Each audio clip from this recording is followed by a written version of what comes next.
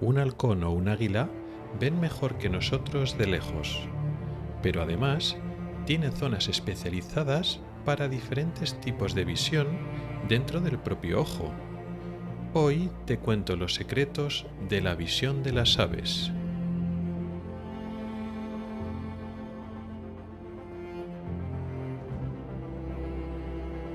Ocularis, el podcast de salud visual con el oftalmólogo Rubén Pascual.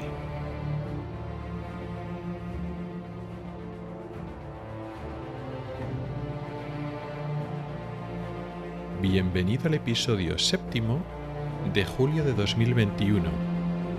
Comenzamos.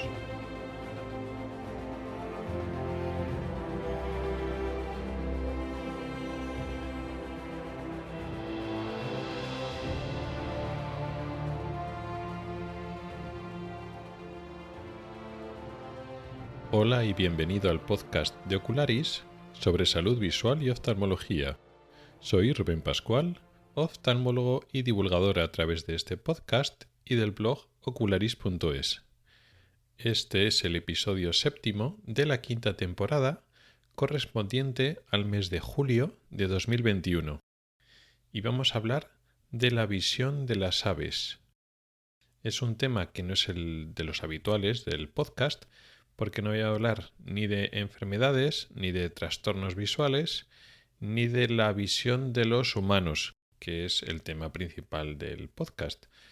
Sin embargo, es un tema muy interesante porque hay muchas cosas de los ojos de entre humanos y otros vertebrados que son iguales o con pequeñas diferencias, pero hay otras diferencias que son significativas y curiosas entre otros animales. De hecho, hoy solo vamos a hablar de las aves, pero puede que hagamos otros episodios hablando de diferencias con otros animales. Pero vamos a empezar este nuevo tema o nuevo tipo de temas de hablar de los animales en comparación con la visión de los seres humanos. Y vamos a empezar por las aves, que son quizás uno de los animales más conocidos, o uno de los tipos o clases de animales más conocidos por tener buena visión. En ciertos aspectos, la visión de las aves o de ciertas aves es insuperable. Y el ser humano, las características del ojo del ser humano, a pesar de ser muy bueno, de tener una calidad visual o un tipo de visión que está, digamos, por encima de la media de la visión de los animales, nosotros como humanos nos vemos superados por muchas aves en muchos aspectos. Y aunque efectivamente el título del episodio de hoy es, así en general, la visión de las aves, no vamos a hablar de todas las diferencias o todas las características en las que las aves son superiores a los humanos, porque si no sería un episodio muy largo y además demasiado diverso. Vamos a concentrarnos sobre todo quizá en lo que más nos puede llamar la atención, quizá en lo fundamental de lo que podemos pensar que las aves ven mejor que nosotros, que es en su capacidad de ver de lejos, su agudeza visual en comparación con la nuestra, la capacidad de ver objetos o animales muy pequeñitos a mucha distancia, en la lejanía.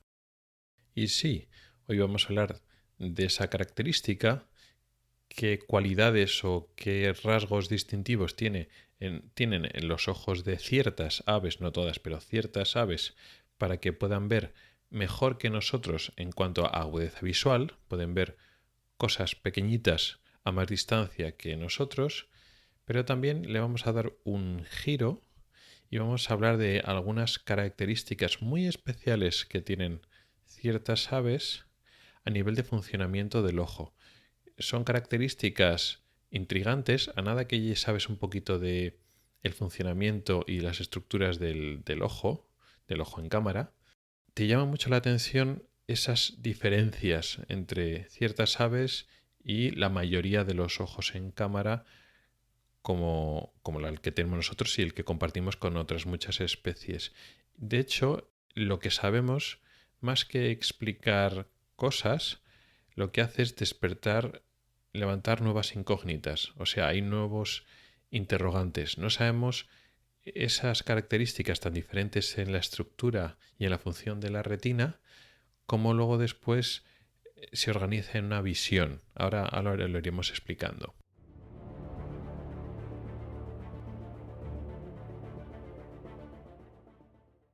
Lo primero de todo, para entender cómo los animales que tienen mejor visión se diferencian del resto, tenemos que entender que hay una estructura fundamental en el ojo que les permite estar por encima de los demás, que es la fóvea.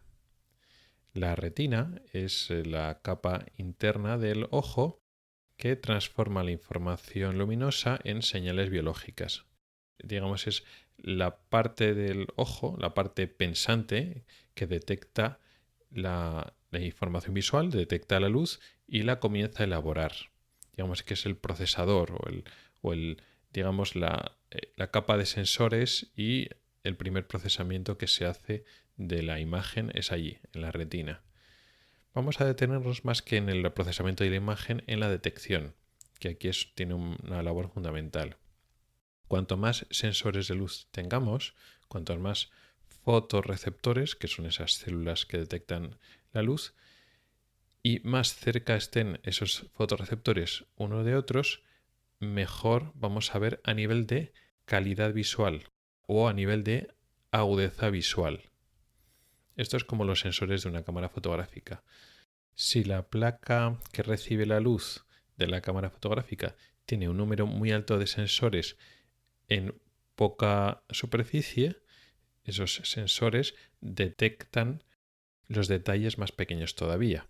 Es como si fueran los píxeles de una pantalla, de un televisor o de una pantalla de móvil o de ordenador, pero al revés. Cuando los píxeles son más pequeños y están más cerca uno de otros, ofrecen una imagen de mejor calidad. Pues esto es lo mismo, pero en vez de emitiendo luz, recibiendo luz. Cuanto tenemos más números de sensores y están más cerca uno de otros, recibimos mejor la imagen. Primeramente, cuando se fue desarrollando el ojo en cámara, los fotorreceptores se distribuían de forma más o menos homogénea a lo largo de la retina. Eso era así en muchos animales y lo sigue siendo en no pocas especies. Un número importante de especies sigue manteniendo esa distribución, digamos, homogénea o sencilla, o si lo queremos ver así, más primitiva de la retina. No más primitiva en el sentido de que para ellos es eficaz y no necesitan más agudeza visual. Pero los animales que han ido desarrollando mejor agudeza visual, por selección natural, se han ido seleccionando los individuos y luego después los genes y las estirpes que iban teniendo más agudeza visual, se ha ido desarrollando una estrategia diferente, que es en el centro de la retina, en la mácula, y concretamente en el centro de la mácula, una estructura llamada fóvea, hay los fotorreceptores, normalmente los conos, estaban mucho más cerca unos de otros, de tal forma que en esa pequeña área de la retina la imagen se percibía con mayor nitidez, con mayor resolución. Y eso es lo que se llama la fóvea. Entonces, una serie de animales que han sido ancestros nuestros de muchas especies diferentes desarrollaron la fóvea, y a partir de entonces muchas especies de animales, de entre ellas de las que descendemos, tenían fóvea.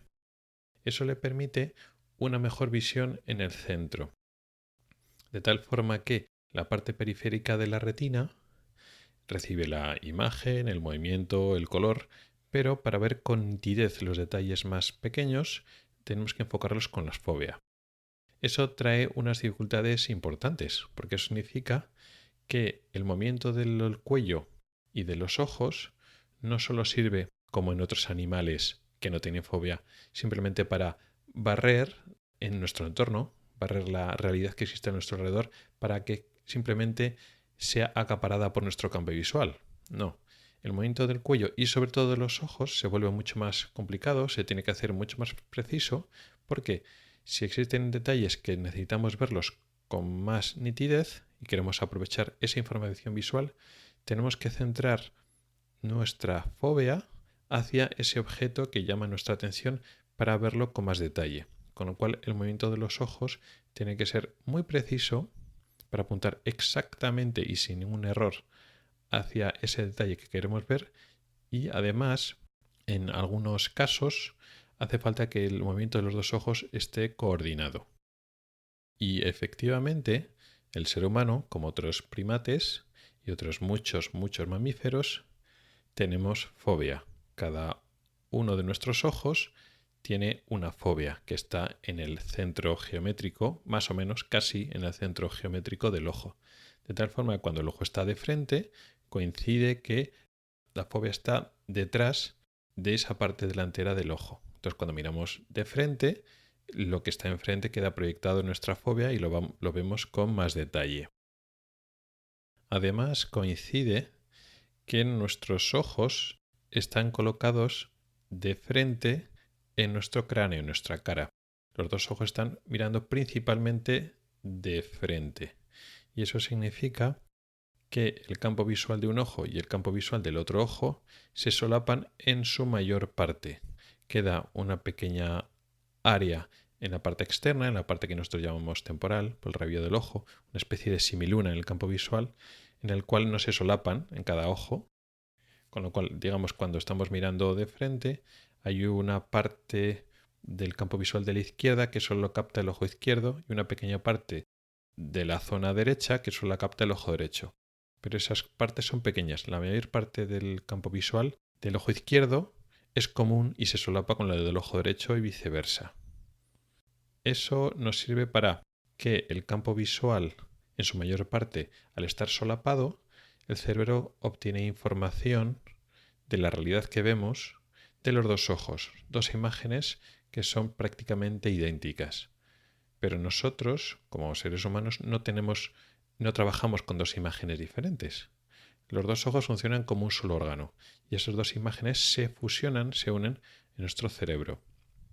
Digamos que existe cierto grado de redundancia que tiene diversas ventajas, pero hay una ventaja muy importante.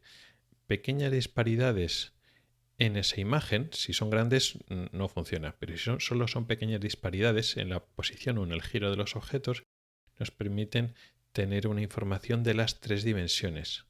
Esa visión tridimensional, o que también se llama estereopsis, surge del hecho de que hay una zona de campo visual binocular, de que los campos visuales se solapen. En nuestro caso, en el caso de los seres humanos, como la mayor parte de nuestro campo visual se solapa, tenemos casi todo nuestro campo visual de visión tridimensional.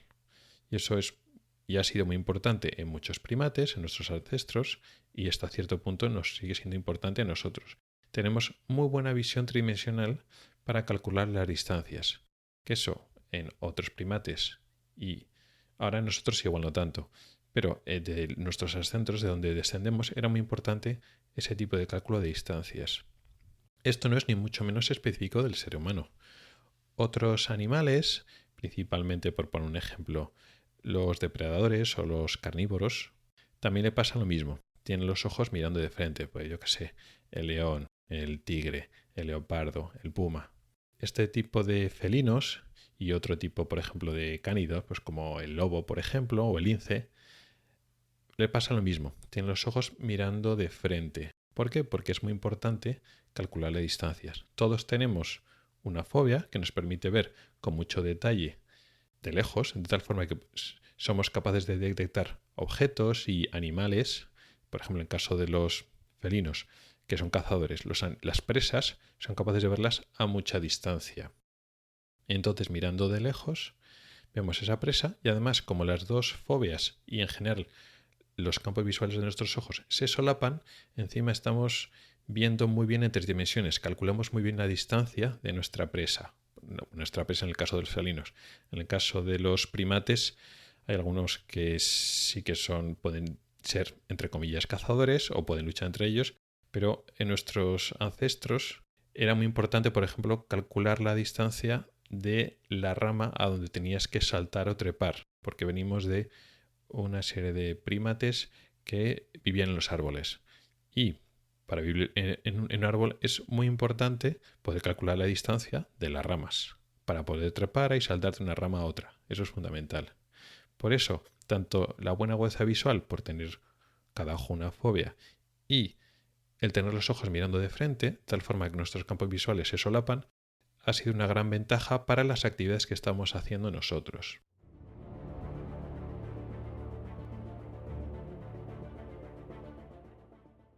Ahora vamos a hablar de las aves, pero no todas las aves en general, sino algún tipo de ave de las más grandes y las de las más características, pues tipo un halcón, un águila, ese tipo de aves que también son depredadoras o cazadoras, y lo vamos a igualar no ya a nosotros, que también, sino por ejemplo a los felinos de los que hemos hablado antes.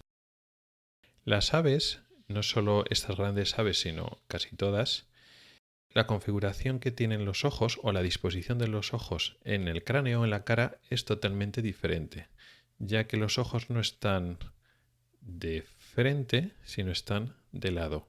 Es decir, los ojos están a cada lado de la cara o del cráneo. ¿Eso qué significa? Bueno, pues tiene unas grandes ventajas.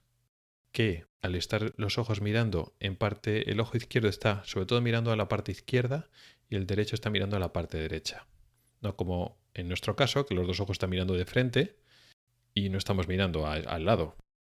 Al tener los ojos efectivamente a cada lado de la cabeza, estás mirando en gran medida al lado. No del todo, porque digamos hay un pequeño ángulo muerto atrás, digamos en la zona de la nuca del ave o del animal que tiene los ojos a los lados, pero su ángulo de visión no es más o menos 180 grados como puede tener un ser humano y otros animales con los ojos mirando de frente, con disposición frontal, sino estos ojos que tienen disposición lateral, estamos hablando de que tienen un alcance del campo visual superior a los 300 grados, 300, 300 y pico grados, 320, 330 algunas aves. Entonces, claro, en esta situación es muy interesante para animales voladores como las aves, que entonces tienen una visión muy grande de todo lo que les rodea. Es muy importante cuando estás volando. Tienes presas tanto en el aire como en la tierra y tienes que cazar, o al revés, hay presas que te buscan a ti como ave. Entonces tienes que tener que escapar un poquito de eso. Tienes que poder ver en todo tu entorno para encontrar depredadores que te puedan cazar a ti. Esta disposición lateral no es exclusiva de las aves. También hay animales terrestres que la tienen. Por ejemplo, muchos herbívoros que a su vez son presas de los cazadores, de los carnívoros, tienen los ojos a los lados. En este caso es más importante para los herbívoros ver en todas las direcciones para encontrar si un depredador o un cazador les puede acechar, pero para los carnívoros no es tan importante, porque un león, un leopardo, no tiene que estar vigilando constantemente en su entorno para que le cace alguien, porque a él no le cazan, él es el que caza. Sin embargo, en el caso de las aves, la configuración normal, la configuración estándar, es esa configuración de la posición de los ojos a los lados. En ese sentido, el ojo del ave tiene una fobia que le pasa como a nosotros, que está, digamos, en el centro geométrico del ojo, digamos, justo detrás del centro de la retina, de tal forma que el centro de la imagen que recibe cada ojo, pues cae en el centro de la fobia, en el centro de la retina que está la fobia. La fobia de las aves, efectivamente, tiene muchos fotorreceptores muy pegaditos. En muchos casos, en ciertas aves seleccionadas que tienen muy buena visión, tiene incluso más receptores, más conos en este caso, incluso más juntitos que nuestro ojo, con lo cual le permite tener una mejor visión, ver los detalles a más distancia. Pero quizá lo característico, lo que le diferencia al halcón o al águila de que pueden ver mejor que nosotros, tienen mejor agudeza visual de lejos, no es esa fobia, que es un poco mejor que la nuestra, sino que delante de la fobia, en el interior del ojo, hay una estructura que se llama pecten. El pecten o pecten oculi es una estructura que no tenemos nosotros, no tenemos los seres humanos y no tiene casi ningún animal, excepto algunos tipos de aves, que es una especie de prolongación de la capa vascular que tenemos en el ojo, de la coroides. Es una prolongación que se mete dentro del ojo, se mete dentro de la cavidad vítrea y que se coloca cerca de la fóvea, cerca de la mácula. Tiene diversas funciones, no todas muy bien conocidas, pero en cualquier caso esas funciones son hacer que esa mácula sea más eficaz, que esa fóvea sea más eficaz viendo, digamos que una especie de potenciador de la fóvea. ¿Cómo lo hace? Pues de diversas formas. En ese pecten, esa estructura lo que hace es cambiar un poquito las características ópticas del gel vítreo que está justo delante de la fóvea para que eso se convierta en una especie de lupa de aumento, como si tuviéramos una pequeña lente de zoom justo delante de la fóvea y dentro del ojo. Y hace un efecto de zoom, un efecto de aumento a nivel óptico. También ese pecten es una estructura vascular con vasos sanguíneos que lo que hace es alimentar, dar de comer a la fóvea, a las estructuras de la fóvea, a las células de la fóvea, por una trayectoria un poco alternativa, un poco extraña cuando la ves en un dibujo, pero que de alguna manera funciona. Hay una limitación en lo que se desarrolle la fóvea, es decir, cuántos fotorreceptores y cuántas células puedes poner en la fóvea todas juntas. Pues hay unos límites fisiológicos, porque esas células son muy demandantes de oxígeno y nutrientes. Lo cual, pues bien, claro, si lo tienes que dar de comer, pues ese oxígeno y nutrientes tiene que llegar por algún sitio. Y llegan de la sangre. Pero claro, la sangre es opaca, no se puede colocar entre la luz y esos fotorreceptores. Vale, pues hasta cierto punto lo colocas detrás, que es en la coroides. Bien, ahí tienes la coroides, vasos sanguíneos, todos los que quieras, no hay problema. Pero si pones demasiadas de esas células, no solo puedes alimentar del lado de la coroides, tienes que alimentarlo del otro lado. Pero claro, del otro lado, si pones vasos sanguíneos, la sangre es opaca y no pasa la luz, entonces se hace sombra. Entonces, al final hay una limitación, no puedes hacer que la fóvea crezca indefinidamente, que es lo que nos pasa a nosotros, a los animales que no tenemos pecten. Bueno, pues ese pecten se cree, tienen pruebas definitivas, pero hay indicios de que produce un ambiente rico en nutrientes en esa zona del gel vítreo, de tal manera que en la propia fóvea puede tener más células y más fotorreceptores y más células que procesan la imagen para producir una imagen más rica todavía. O sea que ese pecten potencia esa fóvea de tal forma que es más especializada, más competente, un sistema de sensores mejores, más ricos. Además de ese sistema de enfoque, ese sistema de zoom, esa mini lente que hay justo delante del centro de la fóvea para tener más aumentos todavía. Eso hace que la visión de algunas grandes rapaces, como algunas águilas, el halcón, tiene una agudeza visual muy superior a la nuestra.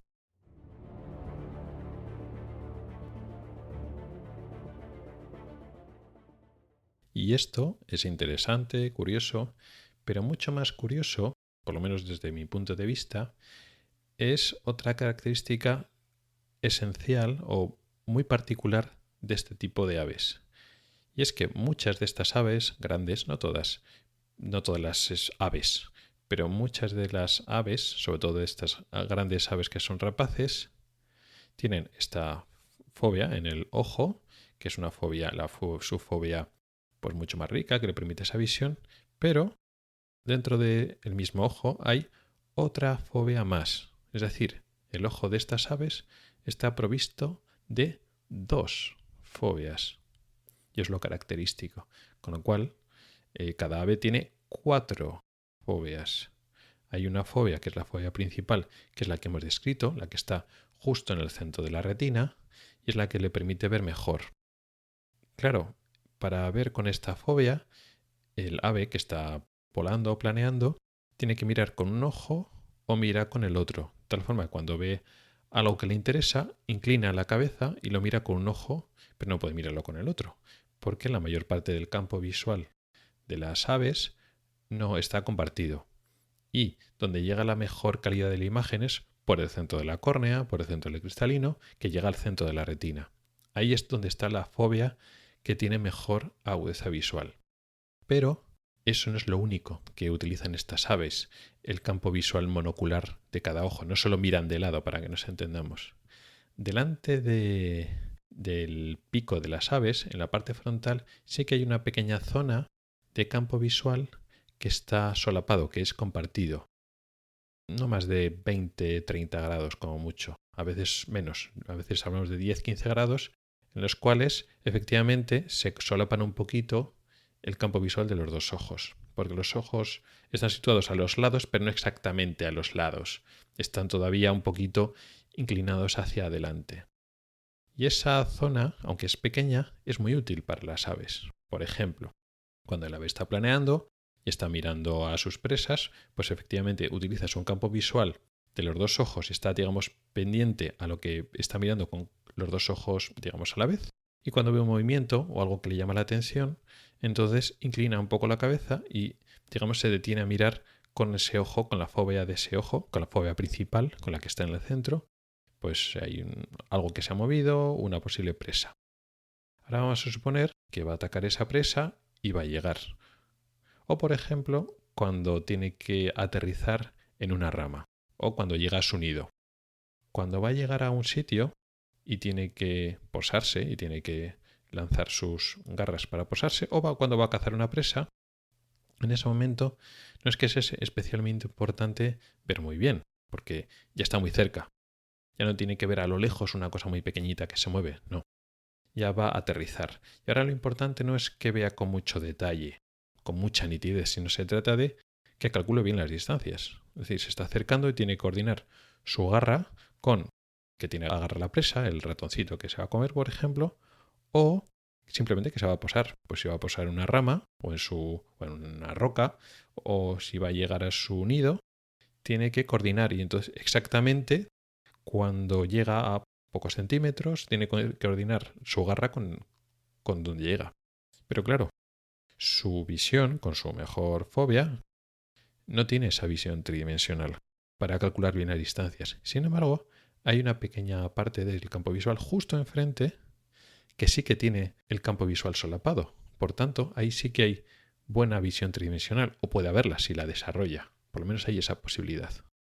Pues entonces, en la zona de la retina que corresponde a esa zona común, solapada del campo visual, se ha desarrollado otra segunda fóvea. Concretamente, en la zona en el caso del ojo del ave, el campo visual es el que se llamaría nasal, es decir, el que está más cerca de la nariz. En el caso de las aves no tiene nariz, tienen pico, pero bueno, por utilizar, digamos, la misma terminología del que usamos en humanos, es el campo visual el que se solapa, una pequeña parte del campo visual el que se solapa. Por lo tanto, la retina temporal, la retina, digamos, externa, es la que tiene una zona correspondiente de un ojo con el otro.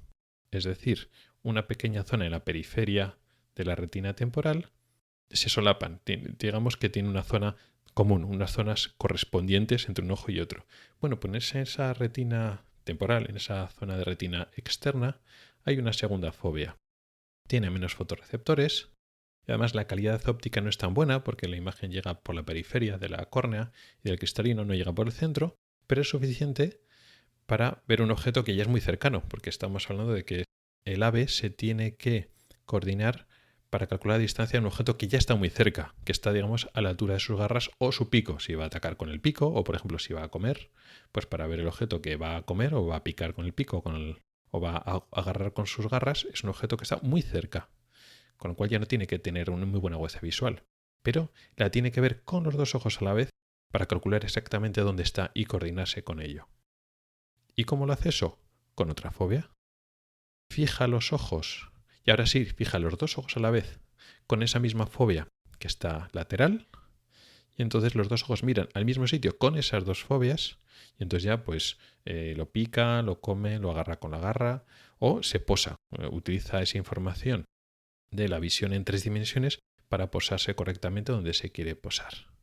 Esto es muy interesante y es difícil de entender, para nosotros como humanos, ya no solo cómo funciona ese ojo con 2 fobias, que es interesante, sino luego cómo trabaja ese cerebro. Porque en los humanos y en otros muchos animales la estrategia es muy simple. Los ojos están coordinados, siempre miran en el mismo sitio y siempre están solapándose las imágenes. Y si usamos una fobia, cada ojo solo tiene una fobia, y esas 2 fobias, una de cada ojo, se solapan, se integran, se fusionan en el cerebro. Y el cerebro solo tiene una imagen, donde el centro es lo más importante y lo que está mejor definido, y la periferia es menos importante y ayuda. No sabemos cómo funciona en el ojo de un ave, cómo funcionan esas 2 fobias. Hay dos puntos de interés. Hay uno que tiene mejor visión, pero de cada ojo por separado que no se corresponden. Y luego después hay otro punto, otra fobia que es de peor visión, pero es común y se puede hacer corresponder, digamos, se puede fusionar, pero solo esa pequeña parte del campo visual, y se puede ver en 3 dimensiones. Y el cerebro está gestionando, digamos, esos 2 tipos de visión totalmente diferentes. ¿Cómo lo hace? Digamos, en el cerebro se desconecta la visión de una fobia y cuando se está haciendo alguna maniobra o alguna tarea visual que implica solo una fobia y la otra no, porque las 2 fobias como tal no funcionan a la vez. Sí que se recibe la imagen, pero el cerebro no puede procesar o no está gestionando la imagen de todas esas fobias. Es más, pasa lo mismo cuando miras con un ojo, la fobia de un ojo, lo que te llega de la información de la fobia del otro ojo no le puedes hacer caso. Digamos que tiene que estar un poco ignorado o anulado o suprimido esa imagen. Cuando hablamos de la fobia central, porque la fobia central no está solapada. Sin embargo, cuando tú quieres estar ya cerca de algo y entonces quieres ver correctamente las distancias, te olvidas de esa fobia central y utilizas la fobia accesoria, la fobia lateral, en donde sí que haces el efecto de fusión. Entonces, pasar de esa visión, vamos a decir, monocular a binocular, tiene su complejidad neurológica. De hecho, es difícil de entender para nosotros porque nuestro cerebro no funciona así. Y es complicado ignorar la fobia que te da una mejor imagen, que es la fobia central, por la fobia lateral, cuya calidad de imagen es peor. Sin embargo, es la que utilizas y entonces tienes que ignorar lo que ves mejor para utilizar lo que ves peor, aunque lo veas a mayor distancia, a mejor la distancia.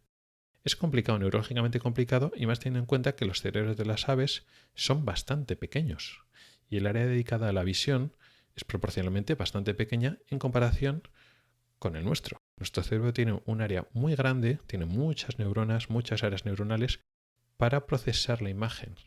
Y parece ser que las aves, con mucho menos cerebro, hacen cosas mucho más complicadas y diversas que lo que hacemos nosotros con la visión.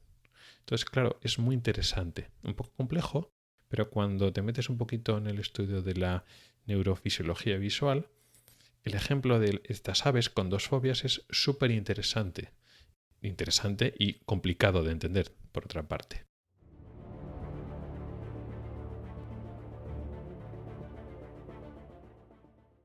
Y hasta aquí ha llegado el episodio de hoy. Un episodio diferente, de un tema que a mí personalmente me ha parecido muy interesante, y espero que hayas sabido transmitir parte de estos detalles interesantes, de estos temas que son súper curiosos, en parte porque no los conocemos muy bien. Son cosas, el PECTEN, el procesamiento de las imágenes tan diferentes. Estos detalles sabemos que funcionan, que son exitosos, pero no sabemos exactamente cómo funcionan. Muchas gracias por el tiempo que has dedicado a escucharme. Mi correo electrónico es ocularis@ocularis.es. Recuerda que también puedes encontrar en Spotify y que tenemos un grupo en Telegram al que puedes entrar. En las notas del programa tienes mis fuentes de Twitter, Telegram y Facebook. No dudes en contactar conmigo para cualquier sugerencia. También encontrarás enlaces a artículos específicos del tema de hoy en el blog ocularis.es.